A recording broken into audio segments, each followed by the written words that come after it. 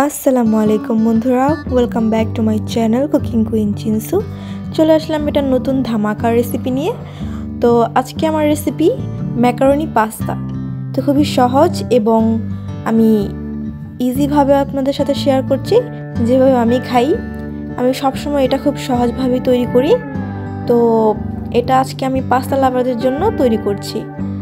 তো কিভাবে রেস্টুরেন্টের মতনই পারফেক্ট একটি পাস্তা বাসায় তৈরি করতে পারবেন, এটা যখন ইচ্ছা তখনই বানিয়ে খুব সহজেই খেতে পারবেন। তো চলুন বেশি দেরি না করে শুরু করা যাক আমার আজকের রেসিপি। আর আমার পাশে থাকার জন্য কিন্তু অবশ্যই সাবস্ক্রাইব করতে ভুলবেন না। আপনারা কিন্তু সাবস্ক্রাইব করছেন না, অবশ্যই কিন্তু সাবস্ক্রাইব করে দিবেন। চলুন শুরু করা যাক তাহলে। তো এই তো আমি একটা ফ্রাই প্যান নিয়ে নিয়েছি। ফ্রাই প্যানে আমি দিয়ে দিলাম সামান্য পরিমাণ তেল দিয়েছি। আর এই তো এখানে দিয়ে দিলাম পেঁয়াজ কুচি। এখানে আমি ছোট সাইজের 2টি পেঁয়াজ নিয়েছি, সেটা আমি কেটে নিয়েছি এখানে। আর এখানে দিয়ে দিলাম আমি স্বাদ মতো নুন। তো এই তো খুব ভালো করে একটু নেড়ে চেড়ে নিচ্ছি যতক্ষণ পর্যন্ত না পেঁয়াজের যে কাঁচা গন্ধটা সেটা না চলে যাচ্ছে। তারপর এতে আমি দিয়ে দিব 1 চা চামচের মতন আদা রসুন বাটা। এটা অবশ্যই দেওয়ার চেষ্টা করবেন, তাহলে কিন্তু ম্যাকারনি পাস্তার একটা ফ্লেভারই আসে অন্যরকম। খুব ভালো করে মিশিয়ে নিচ্ছি। এখন এতে আমি কিছু ভেজিটেবলস দিয়ে দিব।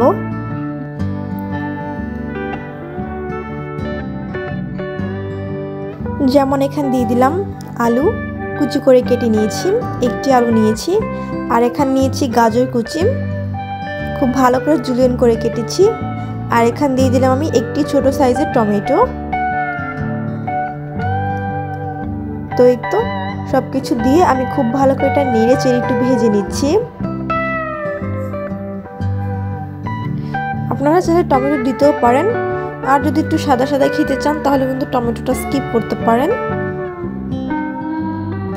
আর বন্ধুরা, আমার কিন্তু আপনাদের কাছে রিকোয়েস্ট থাকবে, প্লিজ চ্যানেলটি সাবস্ক্রাইব করতে কিন্তু একদমই ভুলবেন না। তো এটা করে কিন্তু আমার খুবই হেল্প হয়ে যায়। তো এই তো দেখতেই পাচ্ছেন খুব ভালো করে কিন্তু আমি ভেজিটেবলসগুলো ভেজে নিয়েছি। এখন এতে আমি দিয়ে দিব প্রায় 1 কাপের মতন মেজারমেন্ট মেপে আমি 1 কাপের মতন পানি দিয়েছি এখানে। তো এই তো খুব ভালো করে ভেজিটেবলসের সাথে মিশিয়ে নিচ্ছি।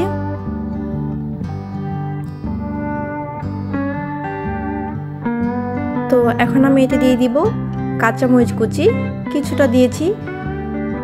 আর এখানে দিয়ে দিলাম আমি ম্যাকারনি পাস্তা। আমি এখানে বেশি নিইনি, আমি অল্প একটুই নিয়েছি। 1/4 কাপের মতন আমি এখানে মেপে আমি পাস্তা নিয়েছি। আপনারা চাইলে বেশি কম করে নিতে পারেন, এটা কোনো সমস্যা নেই। তো এই তো দেখতেই পাচ্ছেন খুব সুন্দর করে বলক উঠে গিয়েছে। এখন এটা আমি একটু ঢেকে দিচ্ছি।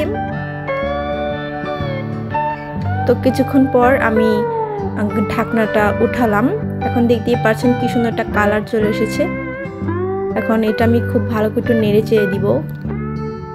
এটা যত বেশি নাড়াচাড়া দিবেন ততই বেশি কিন্তু এটা গাঢ় হবে, ঘন হবে।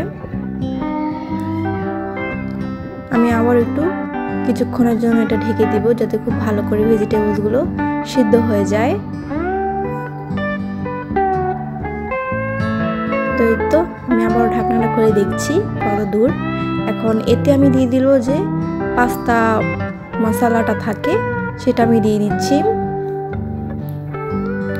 চিকেন ছাড়াও যে পাস্তা রান্না করলে এতটা মজার হয় সেটা এই রেসিপিটা না দেখলে বুঝবেন না। আর অবশ্যই কিন্তু বাসায় এটা রান্না করে খেতে হবে, আর কমেন্টে অবশ্যই আমাকে জানাতে হবে। তো এই তো খুব ভালো করে মিশিয়ে নিচ্ছি। এখন এটা আমি আরও কিছুক্ষণের জন্য ঢেকে রেখে দিব।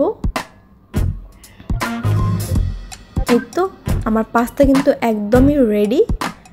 এখন এতে আমি দিয়ে দিব কিছুটা ধনিয়া পাতা কুচি, এতে করে ফ্লেভারটা অনেক দারুণ আসবে। অবশ্যই এটা দিবেন, ভালো লাগবে। তো এই তো খুব ভালো করে নেড়ে চেড়ে নিচ্ছি। তো এই তো আমার পাস্তা কিন্তু একদমই রেডি। এখন এইটা পরিবেশন করার পালা। তো এই তো আমি সিদ্ধ ডিম দিয়ে এটা আমি সার্ভ করছি। আর আমি উপর দিয়ে কিছুটা তেল দিয়ে দিব একটু গার্নিশের জন্য, যাতে সুন্দর দেখায় তার জন্য। না হলে যে আহামরি আপনাদের দিতে হবে তেমন কোনো কথা নেই। তো এই তো ছিল আমার আজকের রেসিপিটি। আর পাস্তাটি কিন্তু খেতে দারুণ মজার হয়েছিল। অবশ্যই কিন্তু ঝটপট এই পাস্তাটি অবশ্যই সবাইকে বানিয়ে খাওয়াবেন বাসায়, আর আমাকে কমেন্টে জানাবেন যে কেমন হয়েছে। তো এই তো আমার রেসিপিটি দেখার জন্য সম্পূর্ণ আপনাদের কাছে কিন্তু অনেক অনেক ধন্যবাদ। তো আমার রেসিপিটি সবার কাছে কিন্তু শেয়ার করবেন। আর যারা আমার সাবস্ক্রাইবার আছেন তাদের জন্য তো অনেক অনেক থ্যাংক ইউ, তারা আমার পাশে থাকার জন্য। তো এই তো ছিল, দেখা হবে পরবর্তী নতুন একটা ভিডিও নিয়ে। ততক্ষণ পর্যন্ত সবাই ভালো থাকবে। আল্লাহ হাফেজ।